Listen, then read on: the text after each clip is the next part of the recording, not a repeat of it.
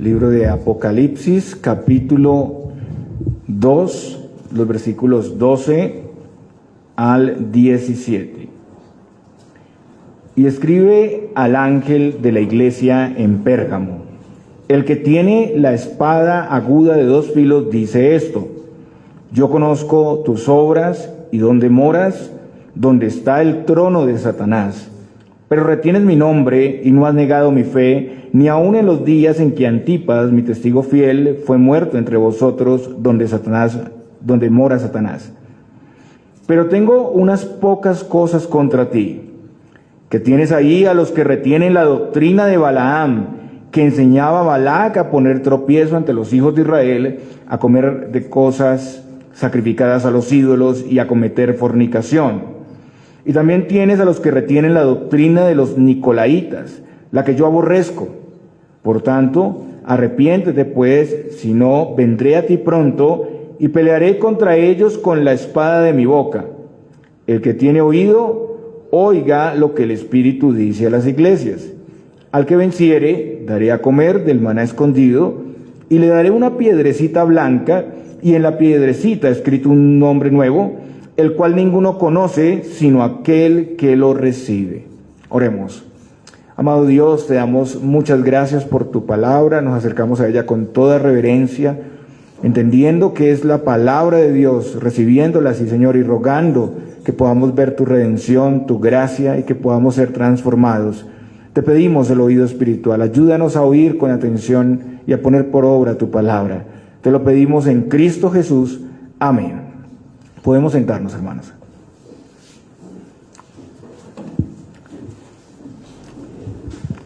Continuamos, hermanos, en nuestra serie de sermones. Como ya vimos, el libro de Apocalipsis está dirigido a estas 7 iglesias, pero es también una carta universal, una carta dirigida a la iglesia de todos los tiempos.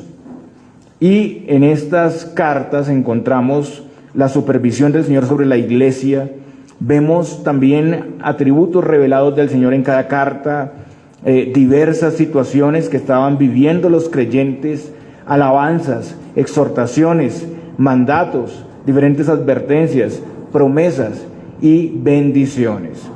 Y el día de hoy seguimos aquí en nuestra serie de sermones con la iglesia de Pérgamo. Y esta iglesia también se encontraba en una situación de persecución por causa de la fe, como vimos como en la iglesia de Esmirna, ¿no?, el domingo pasado. Incluso ahí un hombre había sido martirizado por ser un testigo fiel. Y si vemos el contexto de la ciudad estaba entregada a la idolatría, completamente la idolatría del Imperio Romano y los dioses paganos. La iglesia aquí es alabada por mantener la fidelidad a Cristo en medio de ese ambiente de persecución y de muerte. Pero se reprocha algo, y se reprocha su permisividad, su tolerancia hacia ciertos falsos maestros que habían permitido estar con ellos ahí en la congregación. O sea, Pérgamo estaba permitiendo una mezcla entre el cristianismo y el paganismo, y tenía que arrepentirse. Al día de hoy también es común ver que algunas iglesias empiezan a permitir una mezcla entre la verdad y la mentira, y finalmente eso les lleva a la idolatría y al abandono de la verdad. Entonces, este es un mensaje de advertencia, porque si no se arrepienten, el juicio de Dios vendrá sobre estos hombres impíos, pero también sobre quienes se han pasado a ese lugar de los hombres impíos, ¿no?, quienes están caminando con ellos. Entonces los creyentes deben actuar, deben identificar y quitar a los falsos maestros, a los falsos creyentes, por medio de la disciplina eclesiástica, y tienen que hacer diferencia entre lo santo y lo profano, incluso a costa de la misma vida. El versículo 12 dice: y escribe el ángel de la iglesia en Pérgamo, el que tiene la espada aguda de dos filos dice esto. De nuevo vemos aquí la misma fórmula que aparece en las otras cartas. El Señor Jesucristo es quien escribe estas cartas a las iglesias. El ángel de cada iglesia es el pastor de cada iglesia o un ángel literal que lleva el mensaje a cada iglesia. Hay dos interpretaciones ahí en relación a eso. Y el mensaje está escrito a la iglesia de Pérgamo, pero como hemos visto, siendo esta una carta universal, está también dirigida a todos nosotros, a los creyentes de toda la historia. Y la ciudad de Pérgamo estaba ubicada en Asia Menor y en la actualidad corresponde a la ciudad de Bergama.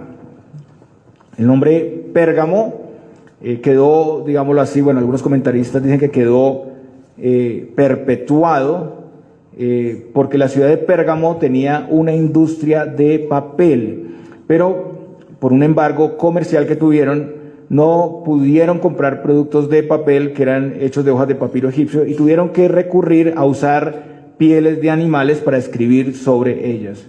Entonces así quedó ese nombre pergamino, ¿no? La ciudad de Pérgamo vendía esas pieles y también tenía una gran biblioteca que llegó a tener 200,000 rollos. En segundo lugar, en cuanto a la idolatría, tenían templos dedicados a Zeus Sóter o Zeus Salvador, lo llamaban así, Atena Nicéforus, Dionisio y Asclepio Sóter o Salvador, dios de la curación, dios falso de la curación. Además, en el templo de Atena tenían el altar de Zeus, que era una estatua de 13 metros de altura. La ciudad había sido conquistada por el Imperio Romano, que la convirtió en capital, y en el año 129 a.C. construyeron un templo que luego dedicaron a Augusto y a Roma, donde se daba culto al César. También después los romanos dedicaron más templos a Trajano y Severo. En tercer lugar tenemos ahí la iglesia, ¿no? En cuanto a los creyentes, toda esta idolatría pues no podía ser soportada. Ellos, en lugar de tener esa biblioteca majestuosa, pues tenían las escrituras, que es la biblioteca de Dios, ¿no? En lugar de esos dioses falsos que no salvan, tenían a Jesucristo, el verdadero Salvador y Sanador. Y en lugar de una estatua de 13 metros, tenían al Dios vivo y verdadero, que es supremo, que es todopoderoso, que es inmenso y que es eterno.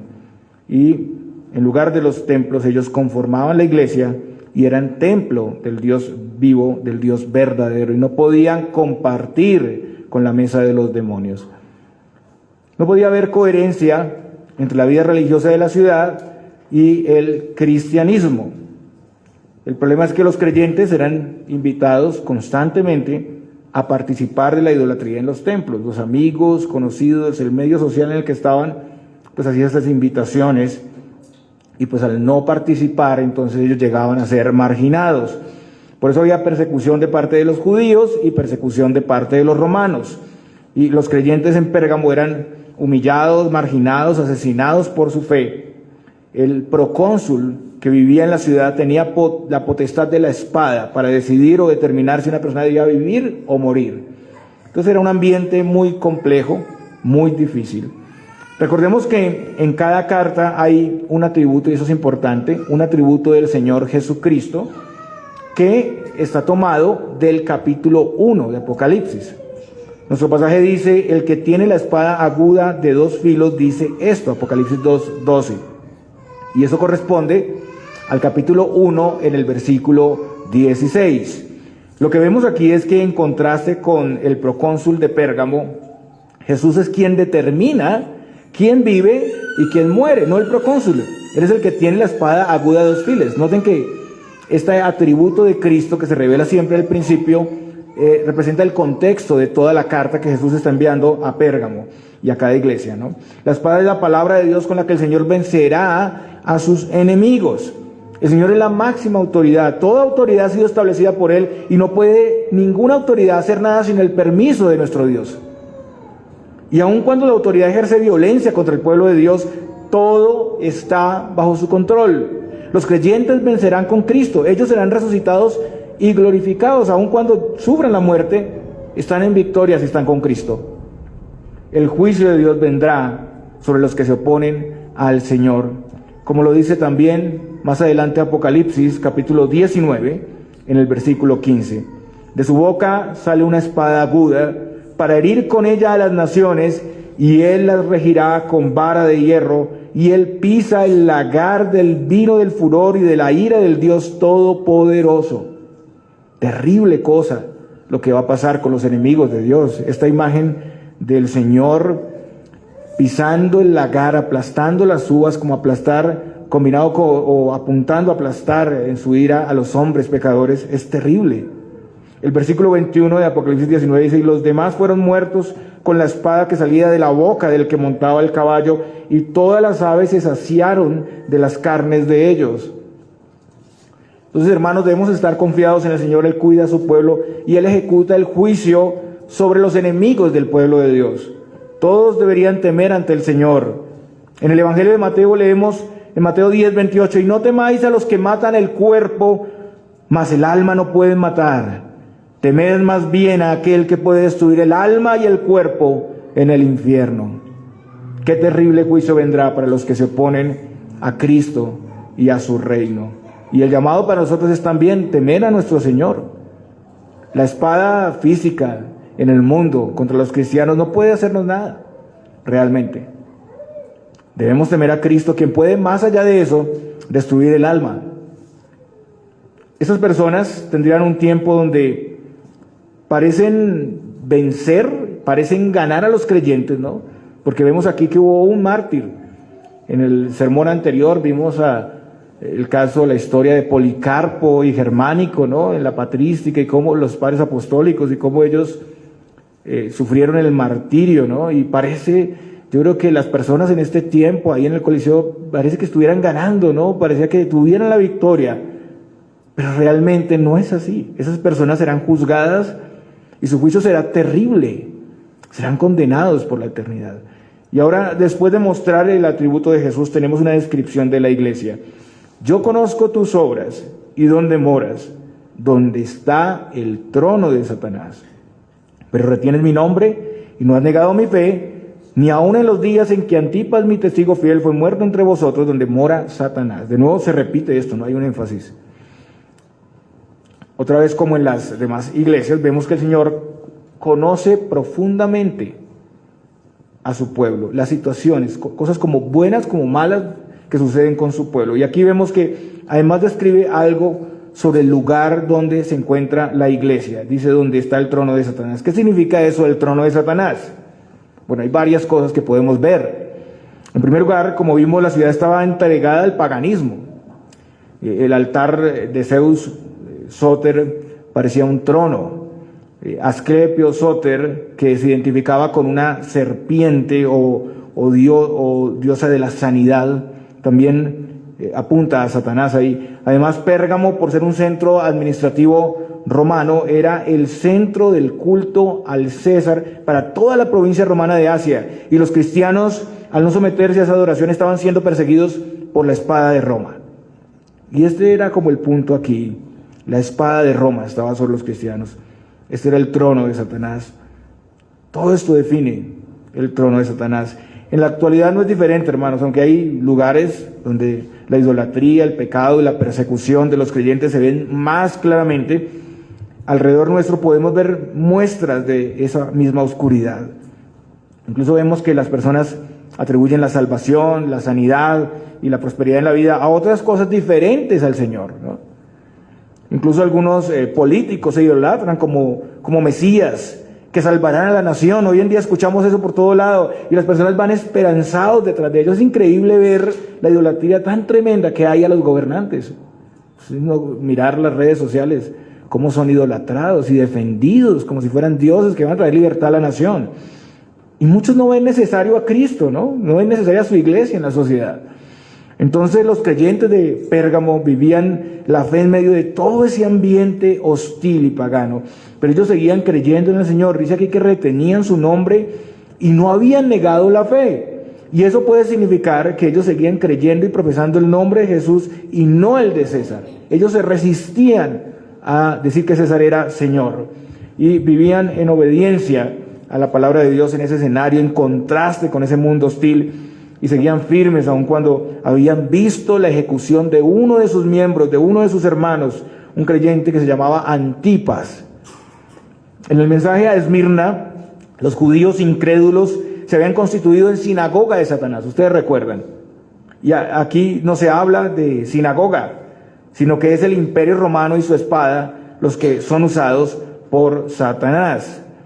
Antipas es descrito como un testigo fiel. Y si ustedes miran el capítulo 1, el versículo 5, esta descripción hace referencia a Jesús. O sea, este hombre estaba imitando al Señor Jesucristo, era un testigo fiel como lo es el Señor Jesús.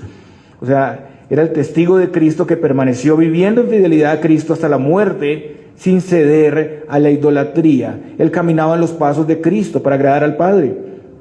Los creyentes somos animados a seguir este ejemplo, permanecer fieles, testificando y viviendo para Cristo, aunque eso conlleve la muerte, hermanos. Y los creyentes de Pérgamo, aun viendo el martirio, no negaron la fe, no retrocedieron en nada, seguían profesando el nombre de Cristo. Pero también hay una reprensión, versículo 14. Pero tengo unas pocas cosas contra ti. Que tienes ahí a los que retienen la doctrina de Balaam, que enseñaba a Balac a poner tropiezo entre los hijos de Israel, a comer de cosas sacrificadas a los ídolos y a cometer fornicación. Y también tienes a los que retienen, y también tienes a los que retienen la doctrina de los nicolaitas, la que yo aborrezco. Por tanto, arrepiéntete, pues si no vendré a ti pronto y pelearé contra ellos con la espada de mi boca. La iglesia de Pérgamo retenía el nombre del Señor y la fe, pero ellos permitieron la influencia de algunos falsos maestros que tenían una mala doctrina, la doctrina de Balaam y los nicolaitas.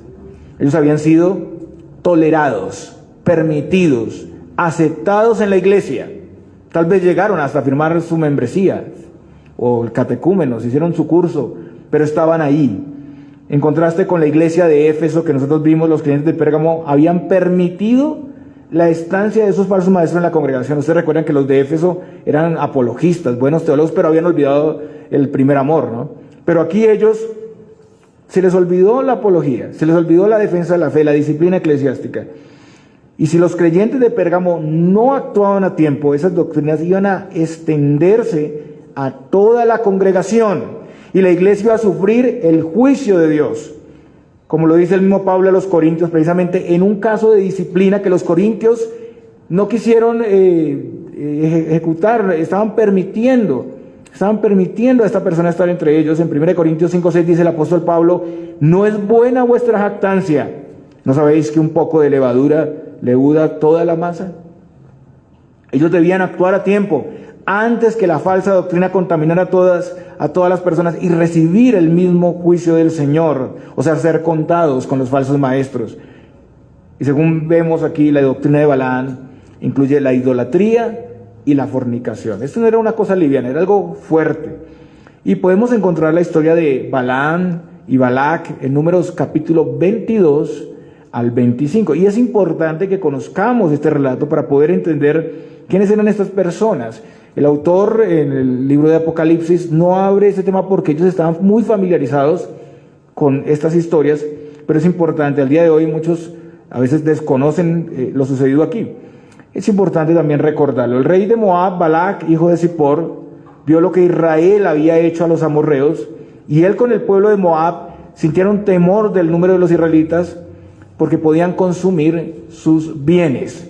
Entonces Balac hizo llamar a Balaam para que maldijera al pueblo de Dios y así él pudiera derrotarlos y echarlos de sus territorios. Está en Números 22, el versículo 5 al 6.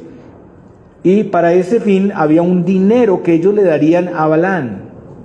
Balaam consultó con el Señor, pero el Señor no le permitió ir con esas personas ni aceptar ese trato, y Balaam aceptó el consejo del Señor entonces de no hacer eso. Y después, en una segunda oportunidad y ante otros mensajeros enviados y con mayor dinero, mayor recompensa, Balaam volvió a consultar al Señor, y el Señor le dijo que fuera con ellos, pero que hiciera lo que él le dijera. Y Balaam fue con ellos. Y parece que en cierta medida Balaam está siendo probado aquí, porque el pasaje dice en Números 22, si me están siguiendo ahí, en Números capítulo 22, versículo 22. Y la ira de Dios se encendió porque él iba, y el ángel de Jehová se puso en el camino por adversario suyo. Iba pues él montado sobre su asna, y con él 2 criados suyos. Entonces vemos después de eso el Señor apareciéndose le impide ir y el Señor permite que un asna le hable y le cuestione por golpearle en 3 oportunidades. Y después de eso leemos lo siguiente en el versículo 32. Y el ángel de Jehová le dijo: ¿por qué has azotado tu asna estas 3 veces? He aquí yo he salido para resistirte, porque tu camino es perverso delante de mí. Noten que el Señor le había permitido ir, pero el Señor también está diciendo que su camino es perverso. Entonces podemos ver que aunque manifestaba obediencia en su corazón, la disposición estaba ahí para recibir el dinero, ¿no? Y eso demuestra que su camino no era bueno. Y aunque Balaam reconoce su pecado y decide volver, el Señor le envía con ellos haciendo lo que el Señor le diga. Finalmente vemos que Balaam termina bendiciendo 3 veces al pueblo en lugar de maldecirlo como era el plan.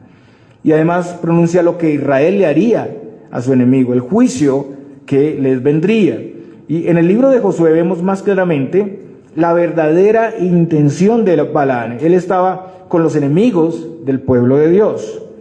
En Josué 24, del 9 al 10, dice lo siguiente: después se levantó Balac, hijo de Zippor, rey de los moabitas, y peleó contra Israel, y envió a llamar a Balaam, hijo de Beor, para que os maldijese. Mas yo no quise escuchar a Balaam. Escuchen bien lo que dice aquí. Por lo cual os bendijo repetidamente y os libré de sus manos. Aquí es claro que Balaam era responsable y el Señor no quiso escucharlo. Si miramos en el Nuevo Testamento, el apóstol Pedro, en 2 de Pedro 2:15, dice también que Balaam amó el premio de la maldad. Amó el premio de la maldad. Igualmente el versículo 16 de 2 de Pedro también dice que fue reprendido por su iniquidad, que la voz de la mula refrenó la locura del profeta. Y Judas, también hablando de los falsos maestros, Judas 1:11 dice: y se lanzaron por lucro en el error de Balaam. Entonces, Balaam era un profeta que por dinero iba a maldecir al pueblo de Israel, pero fue impedido por Dios, un personaje que aparentaba cierta piedad, pero estaba unido a los enemigos del pueblo de Dios. Sin embargo, el Señor pues no permitió la maldición del pueblo, sino la bendición, y la maldición vino más bien para los enemigos del pueblo, y eso muestra la victoria de Dios sobre sus enemigos, como también es el tema en el libro de Apocalipsis. El Señor vence finalmente, no hay nada que puedan hacer contra el pueblo de Dios. Parece que al principio, en un plan macabro como este de maldición, parece que estuviera ganando el lado del mal, pero no, al final el Señor tiene la victoria. Así es en el libro de Apocalipsis. Al final vemos que el Señor siempre ha sido victorioso. Y en el Nuevo Testamento Balaam es también considerado como un representante de todos esos falsos profetas, un representante de quienes son seducidos por el dinero a costa de la maldad. Y pues esto está presente en cada persona que tenga ese mismo comportamiento, que por lucro, por beneficio, quiera afectar al pueblo de Dios y se una a sus enemigos, aparentando ser pueblo, pero realmente sin serlo. Y además de todo esto, según nuestro texto en Apocalipsis 2:14, Balaam enseñó a Balac, y noten esto, es importante, a poner tropiezo a los israelitas. O sea, fue influyente para llevarles a comer cosas sacrificadas a los ídolos y a cometer fornicación. Entonces recordemos, si ustedes siguen ahí en Números 25, seguido al escenario de Balaam y Balac, el pueblo se volvió a la idolatría de Baal Peor y empezó a unirse en yugos desiguales con mujeres moabitas, y hay grandes consecuencias ahí. Y vaya conmigo a Números 31:16. Números 31, capítulo 31, en el versículo 16.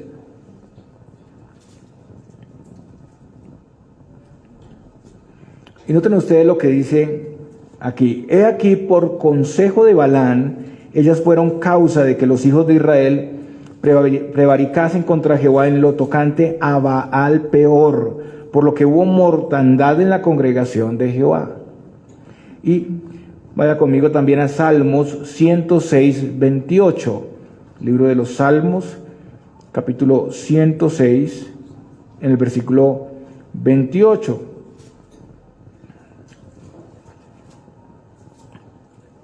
Salmos 106:28 dice: se unieron asimismo a Baal Peor y comieron los sacrificios de los muertos.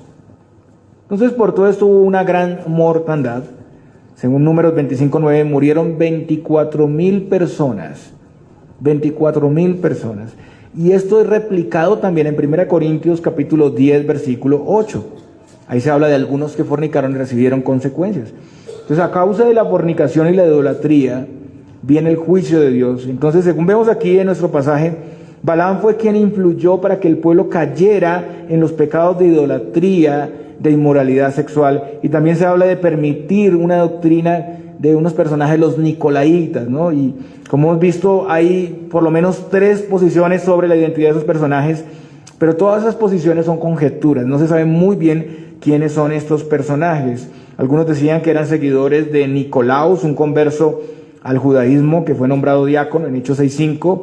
Otros más bien que eran unos gnósticos que estaban ahí infiltrados en la iglesia. Y tercero, y creo que la interpretación más precisa porque está conectada con una exégesis del texto en el original, otros dicen que los nicolaitas eran más bien los que seguían las enseñanzas de Balaam, o sea, el mismo grupo. Y hay un juego de palabras, es por esto que se cree que son ellos mismos, porque la palabra griega nicolaitas y la palabra hebrea Balaam tienen ahí algo especial, ¿no? Particular y muy revelador. Nicolaitas se deriva de Nicán, que significa conquistar, y Laos, que significa pueblo, y Balaam se deriva de 2 palabras hebreas, Bela, que significa conquistar, y Aham, que significa el pueblo. Entonces los nicolaitas y los que tienen la doctrina de Balaam puede hacer referencia a los mismos personajes, un grupo de herejes, falsos maestros, que estaban ahí influyendo a la iglesia. Entonces los creyentes en Pérgamo habían permitido, hermanos, habían tolerado la estancia de estos personajes que los incitaban a la adoración al emperador, a las falsas deidades, a comidas que se ofrecían a los ídolos en los templos donde había prostitución sagrada. Entonces ahí había fornicación. Una mezcla entre cristianismo y paganismo. Como que usted puede seguir siendo cristiano, pero seguimos yendo a los templos y participando en todas las actividades y el calendario de los templos. En cuanto a la idolatría y las comidas ofrecidas a los ídolos, Pablo había enseñado sobre este tema a los corintios. Ustedes recuerdan, 1 Corintios 10, del 19 al 20 dice: ¿qué digo pues? ¿Que el ídolo es algo o que sea algo lo que se sacrifica a los ídolos? Antes digo que lo que los gentiles sacrifican, a los demonios lo sacrifican y no a Dios. Y no quiero que vosotros os hagáis partícipes con los demonios. Pablo exhorta a los corintios porque ellos al igual estaban pasando los límites de su libertad cristiana. Ellos decían ser fuertes como para asistir continuamente a esas festividades paganas en los templos y participar de la carne ofrecida a los ídolos en ambientes donde había promiscuidad sexual, cultos, rituales al demonio. Y en los templos paganos, ya dije, se practicaba la prostitución sagrada, pero la palabra es clara. Éxodo 20:14 dice: no cometerás adulterio. En cuanto a la adoración, los creyentes en Pérgamo eran influidos por Zeus, Sóter, Atena, Dionisio, Asclepio. Y la palabra también es clara en la ley, Éxodo 20:3: no tendrás dioses ajenos delante de mí. En Corinto, Pablo había dicho que un ídolo nada es en el mundo, que se podía comer la carne sacrificada a los ídolos siempre y cuando pues no fuera tropiezo a los débiles.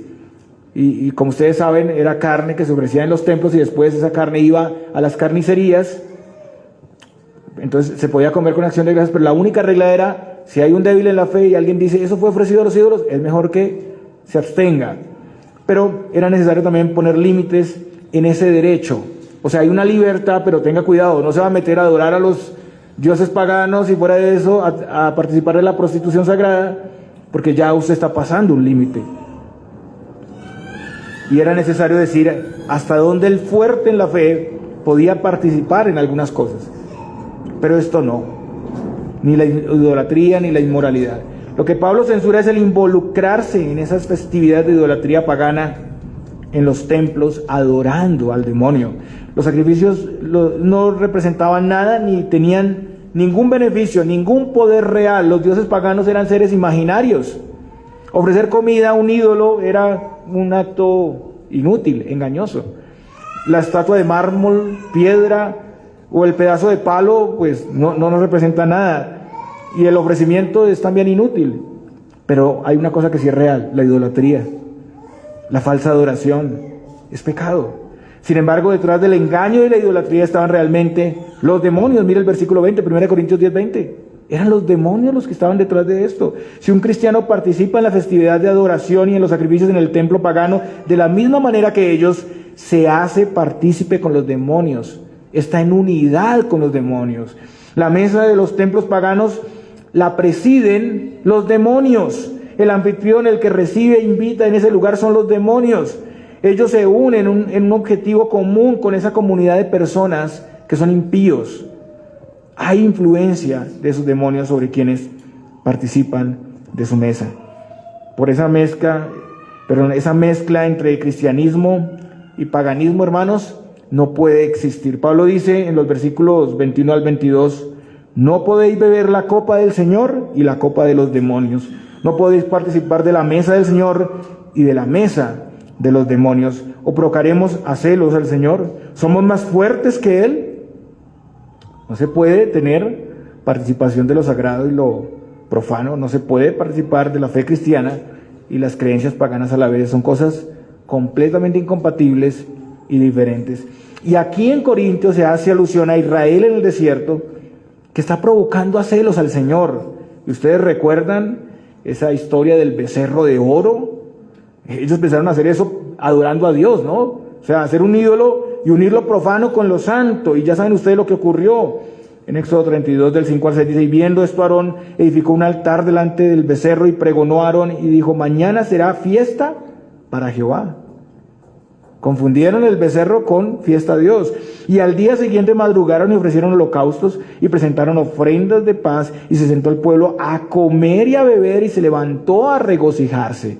Noten ustedes, están presentes las comidas, hay unidad con el ídolo, pero se le llama esto sagrado. Es tratar de convertir lo que es profano en sagrado. Hicieron una fiesta, ofrendas, comieron en presencia del ídolo, y el ídolo igualmente no era nada, pero era idolatría, era el engaño de Satanás detrás de todo esto. No era el culto aprobado por el Señor. Ellos pretendían participar del altar del Señor, pero a la vez participar de la adoración al becerro de oro, y comieron y bebieron en su presencia, haciéndose partícipes del ídolo. Y con esto que hicieron, provocaron a celos al Señor. Ustedes pueden en sus casas leer Deuteronomio 32 del 15 al 20, cuál fue el resultado de esto. Entonces Pablo hablando a los corintios y ahora el Señor hablando a Pérgamo y a nosotros, exhorta para no permitir, para expulsar de la iglesia a los que desean mezclar la verdad con la mentira, la idolatría con el cristianismo, porque esto terminaría contaminando a todos, les uniría a los demonios y provocaría los celos y la ira del Dios vivo. El Señor aborrece la idolatría, y seguir la idolatría es básicamente abandonar al Señor. Y hermanos, todo esto nos llama y advierte para no permitir ninguna mezcla en la iglesia entre la verdad y la mentira. Aunque los ministros estamos vigilando y hay defensa del redil con la palabra de Dios ante los falsos maestros, todos como iglesia debemos estar muy atentos a esos personajes que traen nuevas ideas, nuevas doctrinas y que pretenden unirlas a la fe cristiana, porque no podemos tolerar eso, y mucho menos la inmoralidad, ¿no? Y en estos casos hay que actuar rápido, porque toca evitar la propagación del pecado a toda la iglesia. O sea, hay que aplicar la disciplina, y también de manera preventiva, hermanos, debemos examinar nuestras vidas y revisar cómo está nuestra relación con el mundo. ¿Hasta qué punto podemos participar en ciertas cosas para no sobrepasar o abusar de nuestra libertad cristiana? También como creyentes, cada uno individualmente debemos examinar si estamos mezclando el cristianismo con el estilo de vida de este mundo, cosas que son claramente pecaminosas y donde hay idolatría. Desde luego no será del mismo tipo o al mismo nivel que estas personas en los templos paganos, pero por ahí se empiezan, mis hermanos. Debemos tener cuidado con las alianzas que hacemos, con los compromisos que asumimos. La iglesia debe mantener una separación del Estado. de las alianzas con movimientos que implican mezclar la fe con los fines de este mundo. También los creyentes deben tener cuidado de asociarse en sus negocios y empresas con personas que aborrecen al Señor. Deben tener cuidado de unirse en yugos desiguales y en relaciones de amistad profunda con enemigos de Dios, porque todo eso en sí contamina. Ahora, no quiere decir que nos salgamos de este mundo, ¿no? Pero sí que mantengamos las distinciones. Satanás es un experto en confundir las cosas, en mezclar, en unir esas distinciones a lo que Dios ha hecho, distinciones del principio entre la luz y las tinieblas. En la iglesia no podemos negar la palabra de Dios para mantener una amistad o la unidad o el número de personas, con personas que claramente están en rebeldía. A veces se nos hacen esas ofertas, ¿no? Pase por alto y mantengamos la amistad, mantengamos el número de personas. Pero hermanos, así la iglesia se vuelve a reiniciar varias veces, pero no podemos permitir la mezcla entre la verdad y la mentira. Poco a poco, esas pequeñas cosas van ganando terreno y terminan sacando a las personas de la fe. Y permitir estas cosas trae el celo de Dios, trae su ira. Entonces, ¿qué debían hacer los creyentes en Pérgamo? El Señor dice muy claro: por tanto, arrepiéntete, pues si no, vendré a ti pronto y pelearé contra ellos con la espada de mi boca. Arrepentirse. Y no tienen que esperar a la segunda venida para el juicio de Dios, sino que el juicio del Señor les vendrá pronto. El arrepentimiento de la iglesia de Pérgamo en relación a los de la doctrina de Balán y los nicolaitas implica que tenían que hacer la diferencia, no tolerar, no recibir enseñanza y ejemplo de ellos, expulsarlos de la comunidad, lo que sí hizo la iglesia de Éfeso. Ellos hicieron eso. Los creyentes de Pérgamo no podían aceptar lo que es tropiezo al pueblo de Dios y lo que Dios aborrece. Si lo permitían en alguna medida, al igual que Balaán recibió juicio de Dios y fue asesinado en la batalla de Israel con los madianitas, los enemigos de Dios en la iglesia de Pérgamo sufrirán el juicio. Y todos los que se unan a los enemigos de Dios estarían bajo ese juicio. Si no toman medidas, iban a llevar primero iban a llegar el mismo castigo por haber ido al mismo punto de incredulidad y de idolatría, las mismas consecuencias. Y lo mismo es aplicable a la iglesia en la actualidad, los que toleran los falsos maestros. Pero a veces las personas terminan defendiendo a esos personajes, ha pasado muchas veces, personas que pretenden vivir de esa manera, y las personas en la iglesia los defienden. No sean tan duros con ellos. Entonces, hermanos, es necesario identificar esos falsos creyentes, y aquí es donde tenemos que dejar a un lado los afectos y mirar a la palabra del Señor, ser fieles al Señor, mirar a los juicios y sentencias del Señor, porque se cumplirán inevitablemente. Y después de esto tenemos un llamado a oír, a oír. El que tiene oído, oiga lo que el Espíritu dice a las iglesias. Luego vemos que cada mensaje a cada iglesia individual debe ser escuchado por las demás iglesias. O sea, el de Éfeso, el de Esmirna, todos deben ser escuchados por todos. O sea, este mensaje es también para nosotros, y el de todas las iglesias es también para nosotros. Los verdaderos creyentes son quienes tienen oído y ellos atenderán a este mensaje. Y es un mensaje autoritativo, porque son las cartas de Cristo y el Espíritu a las iglesias. El llamado es a oír toda esta exhortación y actuar, o sea, no permitir la mezcla, expulsar a los que son falsos creyentes, falsos ministros. En segundo lugar, tenemos la promesa para los que vencen. Al que venciere, daré a comer del maná escondido y le daré una piedrecita blanca, y en la piedrecita escrito un nombre nuevo, el cual ninguno conoce, sino aquel que lo recibe. De nuevo acá vemos que se habla de vencer, se habla de conquistar, y como ya hemos visto, hermanos, eso implica responsabilidad. En primer lugar, los de Pérgamo son llamados a vencer contra esos falsos maestros y sus prácticas, y para hacerlo ellos debían ser valientes, se necesita valentía para poder expulsarlos. Además, debían vivir una vida conforme a la voluntad de Dios en esa sociedad tan corrupta y enseñar el evangelio a todos, como Antipas, que había muerto por ser un testigo fiel. Ellos debían seguir el ejemplo de su hermano que acababa de morir por eso entre ellos. Ya habían hecho algo, no habían negado la fe, aun cuando habían visto la muerte de un mártir, y eso aterroriza a muchos. Usted sabe que uno de la congregación fue asesinado por creer lo mismo que usted cree, usted se asusta. O permanece ahí fiel, o se esconde, pero hay temor. Vivir de esa manera fiel va a traer persecución y en algunos casos la muerte. Nosotros no sabemos qué va a ser mañana en nuestro país, qué va a pasar.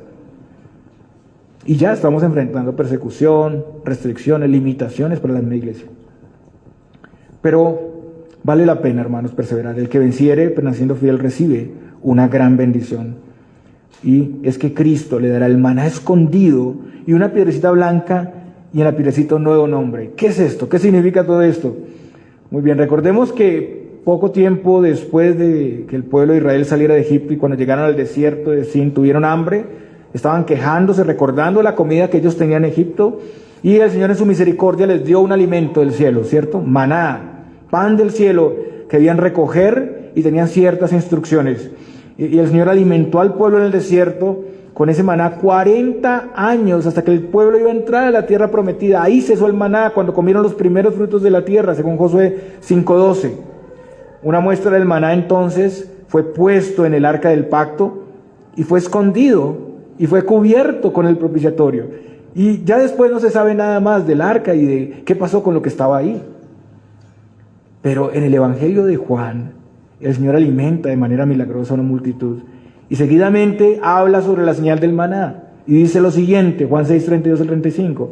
Y Jesús les dijo: de cierto os digo, no os dio Moisés el pan del cielo, mas mi Padre os da el verdadero pan del cielo. Porque el pan de Dios es aquel que descendió del cielo y da vida al mundo. Le dijeron: Señor, danos siempre este pan.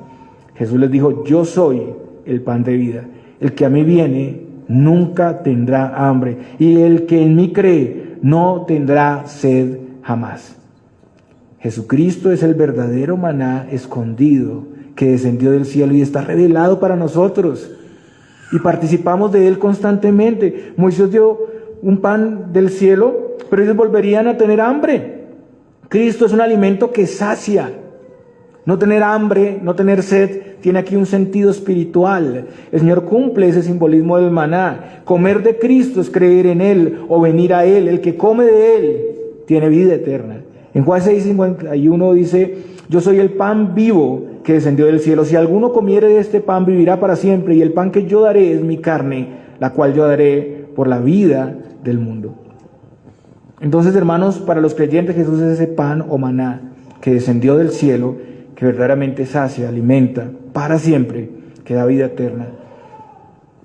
Jesús, como el maná, permanece escondido hasta que es revelado a los suyos. Para los incrédulos Jesús está oculto.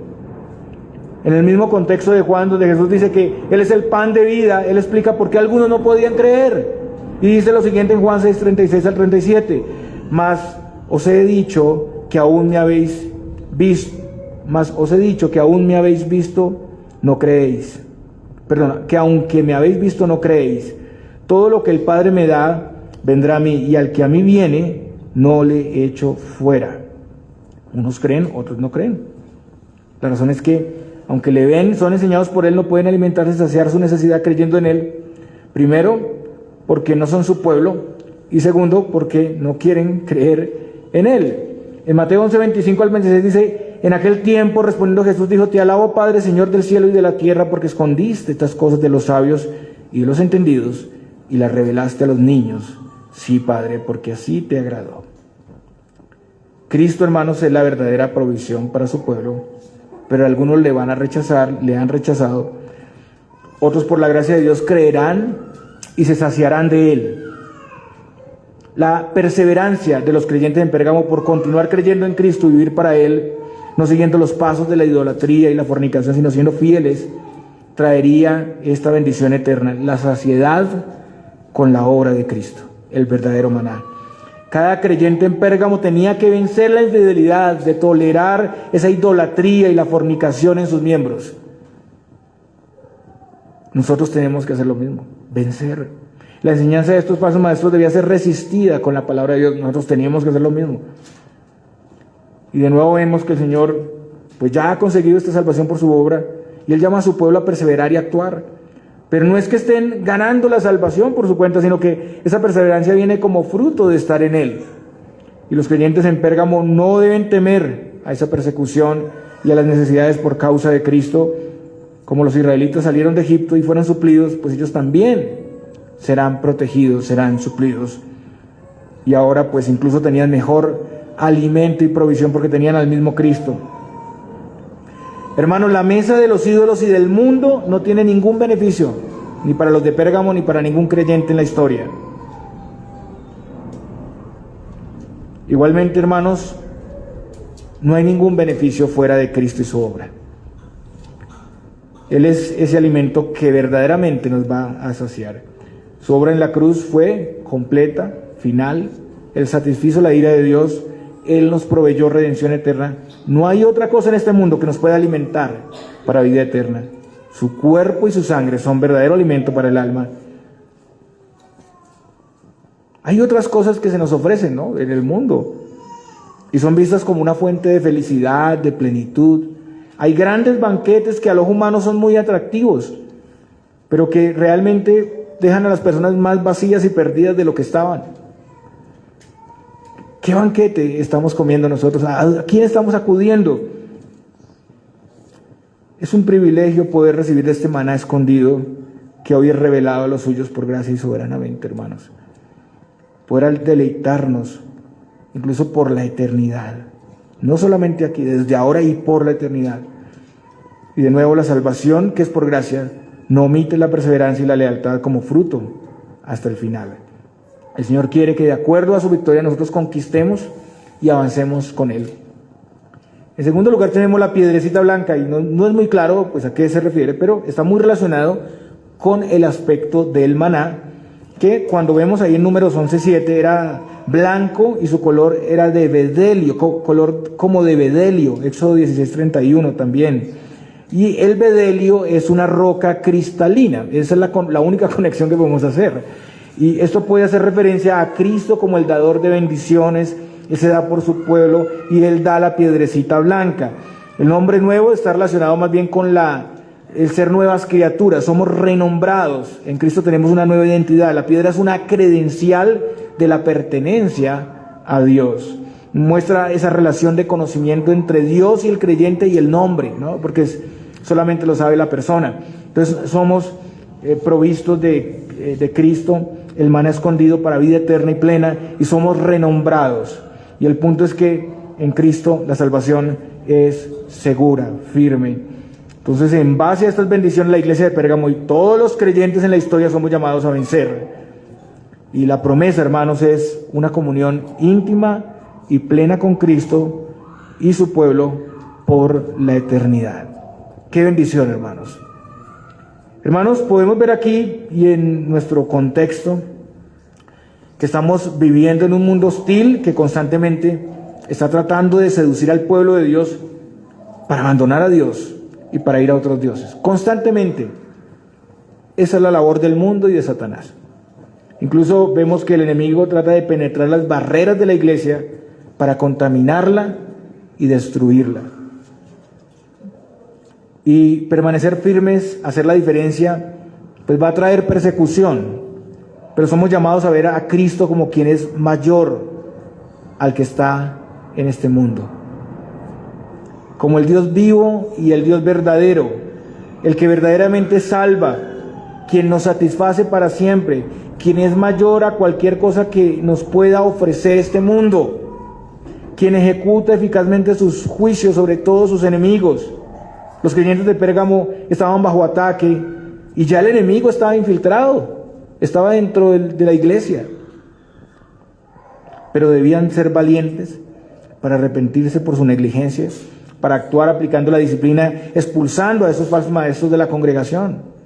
Ellos estaban donde mora Satanás, pero Satanás no podía morar con ellos. Y esto nos llama a ser celosos con la verdad, con la vida de la fe, hermanos. Nos llama a tener cuidado con quienes pretendemos vivir una vida, o a quienes pretenden vivir una vida doble y quieren participar e influir en la iglesia. Hay que limitar esa participación de esas personas. Y somos advertidos hoy, llamados para oír y permanecer fieles al Señor, animados porque Él ya consiguió esa victoria y Él nos llama a vencer en este sector que nos ha dado, que nos ha entregado, a llevar la vida de la fe que transforma a esta sociedad. Antes que ser influidos, influir en esa sociedad que está bajo el enemigo, pero sabiendo que Dios es quien tiene el poder y que el Evangelio es poder de Dios para salvación. El Señor les bendiga, mis hermanos.